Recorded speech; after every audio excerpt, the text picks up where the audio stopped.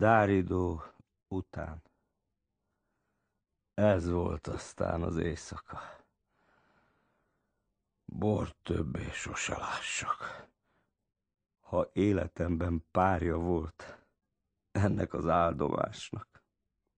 Egész mohácsi ütközet ment végbe ott közöttünk, igaz? Hogy a török a bor, és a magyar mi lettünk. Hanem még az is igazám, hogy harcoltunk vitézül. Kivált, mikor már a király, az ész, kidőlt nyergébül. A győzelmes poharakat düvel nyakon ragadtuk, s fügtünk letéphetetlenül, mint a pióca rajtuk.